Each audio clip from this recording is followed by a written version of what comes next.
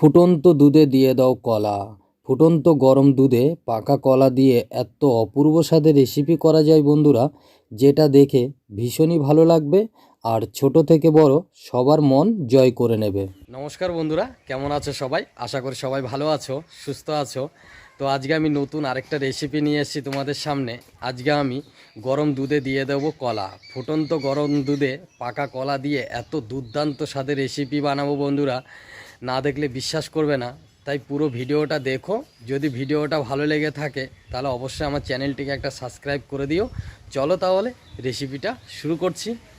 এই দুর্দান্ত রেসিপিটার জন্য 3টে পাকা কলা নিয়ে নিলাম। এবার এই কলাগুলোর খোসা ছাড়িয়ে নেব। এরকম কলা যখন খুব পেকে যায় তখন খেতে মোটেও ভালো লাগে না, এগুলো অবহেলায় গড়াগড়ি যায়। তো এই পাকা কলা দিয়ে বানিয়ে নেব এই কলার দুর্দান্ত রেসিপি। তো দেখো আমি এইভাবে কলাগুলো একটা একটা করে খোসা ছাড়িয়ে নিচ্ছি। দেখো তো এইভাবে একটা একটা করে 3টে কলার খোসা আমি ছাড়িয়ে নেব। দেখো এই কলা দিয়ে এত দুর্দান্ত স্বাদের রেসিপি হয় বন্ধুরা, পুরো ভিডিওটা না দেখলে বুঝবে না, তাই সম্পূর্ণ ভিডিওটা স্কিপ না করে দেখবে। এবার দেখো বন্ধুরা, আমি নিয়ে নিলাম কড়াইয়ের মধ্যে আমি হালকা জল দিয়ে এই জলের মধ্যে আমি দিয়ে দেবো কফি কাপের 1 কাপ দুধ। তো এখানে 500 ml দুধ আছে, তোমরা চাইলে এর থেকেও কম বা বেশি বাড়িয়ে নিতে পারো। তো আমি দুধটাকে হালকা গরম করে নেব। তো দেখো একটু গরম হয়ে যাওয়ার পরে এই দুধের মধ্যে এবার আমি দিয়ে দেব কলা। এই ফুটন্ত গরম দুধে একটা একটা করে পাকা কলা দিয়ে দেব। তো দেখো আমি কলাগুলো এইভাবে দুধের মধ্যে দিয়ে দিলাম। দিয়ে এবার এই কলাগুলো হালকা নেড়েচেড়ে দুধের সঙ্গে একটু গরম করে নেব। চাইলে তোমরা কলাগুলোকে বাইরে হাত দিয়ে চটকে অথবা মিক্সারের মধ্যে পেস্ট করেও দিতে পারো। আমি কড়াইয়ের মধ্যে এইভাবে ভেঙে নিলাম, যেহেতু পাকা কলা তাই খুব সহজে ভেঙে নিতে পেরেছি। এবার কলাগুলোকে দুধের সঙ্গে খুব ভালো করে ফুটিয়ে ঘন করে নেব। মোটামুটি 7 থেকে 8 মিনিট এইভাবে রান্না করলেই দেখবে অনেকটা ঘন হয়ে যাবে আর কলাটাও খুব ভালো সিদ্ধ হয়ে যাবে। দেখো 8 মিনিট পর দেখিয়ে দিলাম অনেকটাই ঘন হয়ে গেছে। এবার এই কলা আর দুধের মধ্যে আমি এখানে দিয়ে দিচ্ছি 80 গ্রাম গুঁড়ো দুধ। এবার গুঁড়ো দুধটাকে খুব ভালো করে মিশিয়ে নেব। এখানে কলা দেওয়ার ফলে অনেক সময় কিন্তু বন্ধুরা দুধের ছানাটাও কেটে যেতে পারে, তাতেও কিন্তু চিন্তা করার কোনো ব্যাপার নেই, কোনো অসুবিধে নেই। এই কলার দুর্দান্ত রেসিপিটা তৈরি হয়ে যাবে।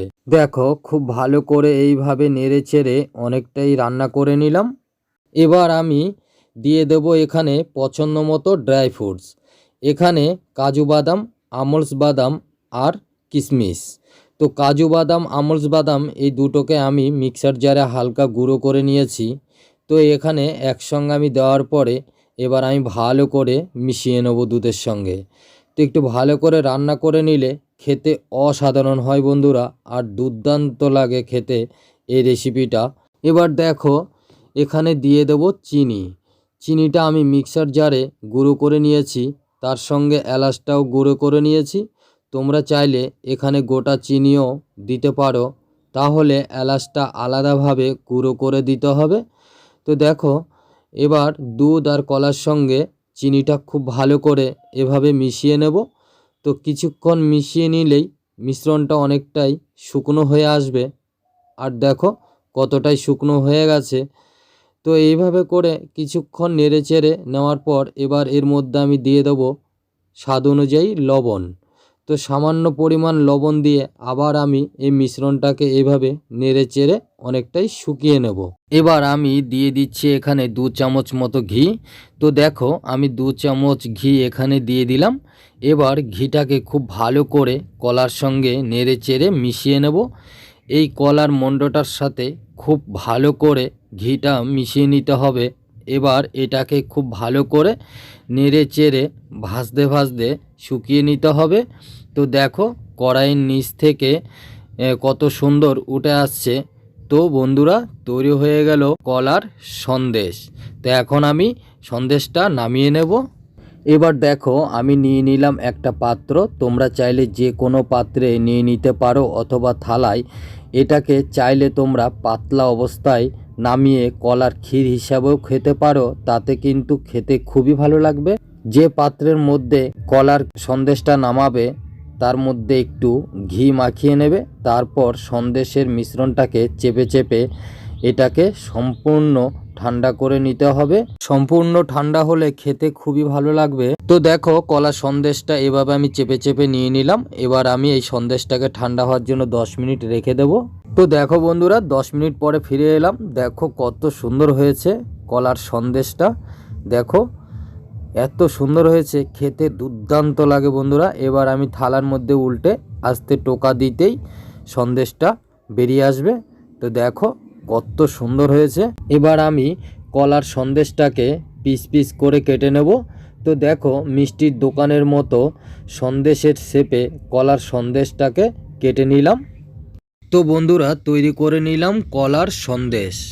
এটা তোমরা উপবাসে খেতে পারো, কারণ এর মধ্যে ময়দা কিংবা চালের গুঁড়ো কোনো কিছুই দেওয়া নেই, শুধু দুধ, চিনি আর কলা দিয়েই তৈরি করা, যেটা উপবাসে আমরা খেতে পারি। এরকম কলার সন্দেশ কিন্তু তৈরি করে একবার খেয়ে দেখো বন্ধুরা, এত দুর্দান্ত খেতে হয়, এত টেস্ট লাগে, এটা বাজারের মিষ্টির দোকানের থেকেও সেরা। রেসিপিটা কেমন লাগলো কমেন্ট করে জানাবে। যদি ভালো লেগে থাকে অবশ্যই আমার চ্যানেলটিকে একটা সাবস্ক্রাইব করে দেবেন। আর তোমাদের কাছে রিকোয়েস্ট রইল বন্ধুদের মধ্যে ভিডিওটা শেয়ার করে দেবে। ভালো থাকবেন, সুস্থ থাকবেন, দেখা হবে নেক্সট ভিডিওতে।